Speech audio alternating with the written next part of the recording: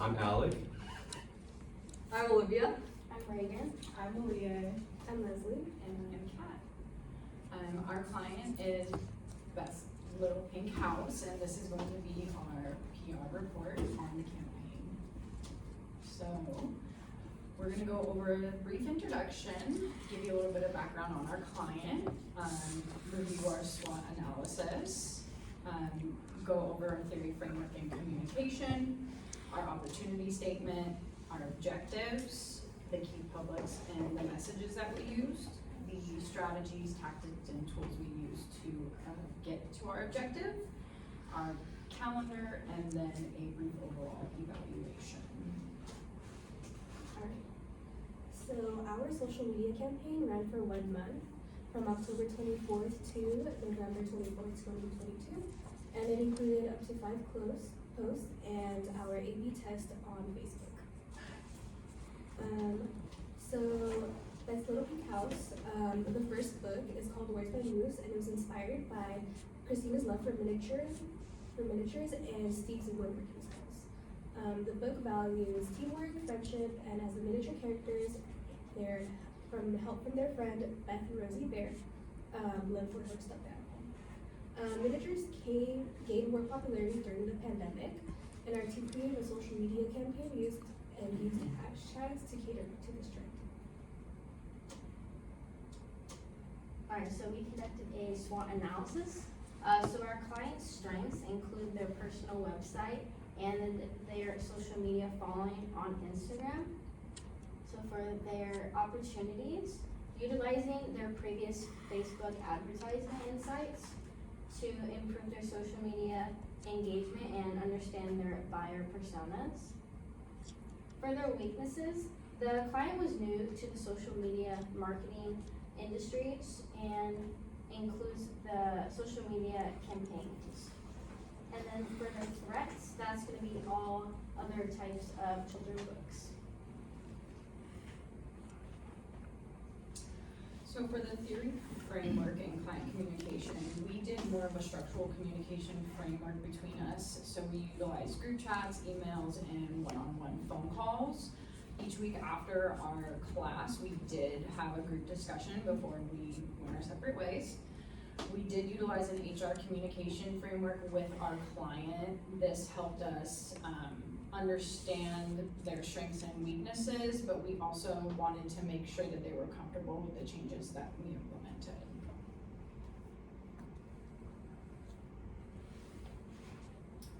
So our opportunity statement is Beth's Little Pink House. Their goal was to increase its social media engagements and focus on reaching the right audience. Our strategy helped reach its goals of engaging its newly targeted audience and implementing a proper campaign structure. So our objective included encouraging more engagement through the Instagram and Facebook social media campaigns, reaching over 10% on each platform, and directing traffic to the preferred link in the client's bio. So our primary public focuses on social media users, which is a really broad target audience. So our group focused on our secondary publics being parents and grandparents and their demographics. So we found more specifically women and mothers from the ages of 35 to 65 years old. And we also found that millennials make up 20% of all mothers in America, and Black and Hispanic children are more likely to live with and be cared for by a grandparent. Psychographics, on the other hand, are more personality-driven traits. With our target audience being parents and grandparents, our team found that millennials strive to have a more intimate relationship with their child, opposed to grandparents, on the other hand, who play a much more hierarchical role with their grandkids. Influencers today are a popular vessel to reach certain target audiences and also grow brand recognition. For example, this influencer Instagram account that is like one that our client could use as a potential opportunity to grow their brand recognition. So our key messages include individualizing our Facebook and Instagram posts and focusing on engaging with our audience through photos and reels and including a call to action. This will encourage people to actually interact with our client's products.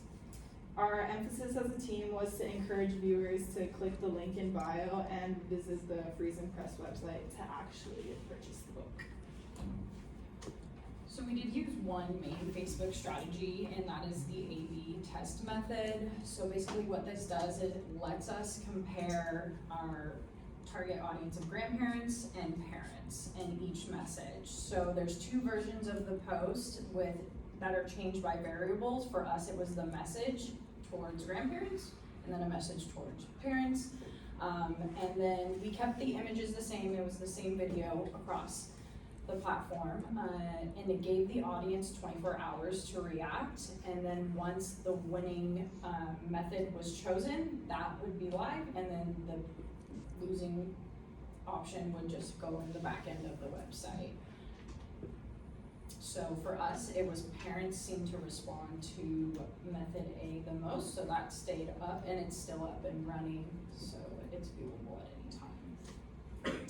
So for Instagram strategy, hashtags, link in bio, recreating popular posts, tidying up the IG bio, and then having it include a link to Freeze and Press, and most their recent stories is what we did. So we utilize our calendar to help us keep organized and stay on task. And we did have to change it from our original proposal since the clients did not have the media ready to post. Our first post was in later October, and then the rest of our posts were in November, and I made sure to color code that so that way we were on track. And even though we did post later, we still managed to do all our posts. Alright, so for our first objective and evaluation after the campaign, we anticipated the results to be from 10 to 20 to 2 to 3 shares, including links. So we did increase Facebook posts by this engagement by 30%, and then we increased Instagram engagement by 143%. And then for our second objective, we wanted to increase online reach by 10%. So we anticipated the results a little differently as we were basing it off of the ad that they were using beforehand. So once we kind of reevaluated how we wanted to use that formula, we noticed a bigger difference in the numbers. So for Facebook, they did reach more of their audience by 50%, and then an increased reach on Instagram by 20.6%. We do recommend in the future that they maybe just boost these certain posts that are getting more of a reaction and reaching more people, instead of throwing a lot of money into ads, just because from their experience it has not been working. And then lastly, for directing traffic to the client profile on Freeze and Press, this was a little more challenging, and it's something that we communicated later on with the client. It's also something that we encourage in the future is making sure that those links actually work and they go to where you want them to be. So we didn't reach the goal. We only had one website visit out of the 50 that we wanted to see. But conclusions and recommendations, we overall just encourage that the client continues planning and researching based off of the report that we give them. We want them to still use those tools. One of the biggest things is using a social media calendar. So Made in Business Suite calendar does link with Instagram. So that will help them overcome their time constraints with posting in the future. For implementation, like I did say before, boosting these Facebook posts to reach more viewers will help them in the long run. Also, utilizing their stories on Instagram will probably get them more active engagement as well.